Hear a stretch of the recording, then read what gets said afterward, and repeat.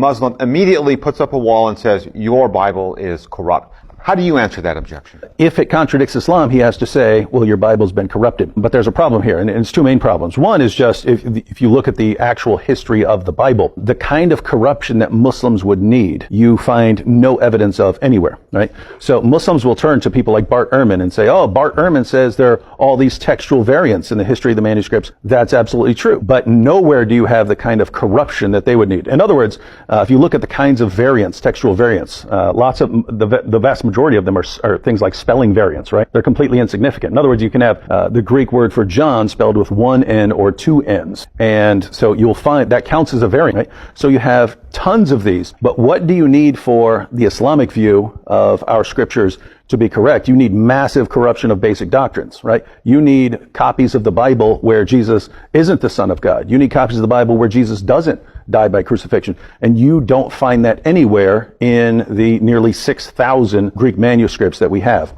And so the kind of corruption that Muslims need is just not there. They're using a kind of equivocation. They're saying, your Bible's been corrupt. What do you mean by corrupt? Oh, well, manuscript scholars say there are textual variants. Yeah, but the textual variants do not help you. That is not what you need to mean by corruption.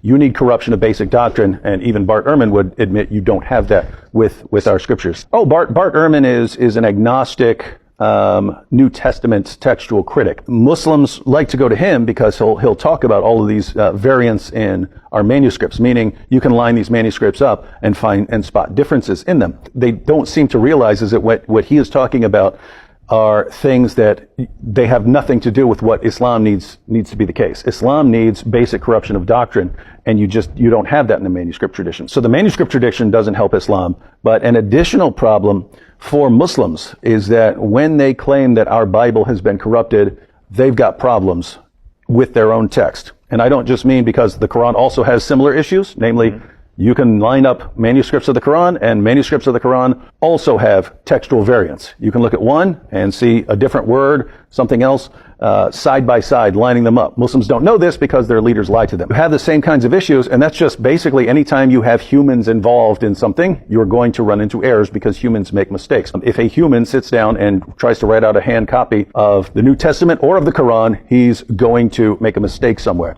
and that would count as a textual variant. So that's one issue for the Quran. If they're saying because of textual variants, therefore your book has been corrupted, well, guess what? There are variants in the manuscripts of the Quran. So are you saying that your book has been corrupted? They're not going to say that. No.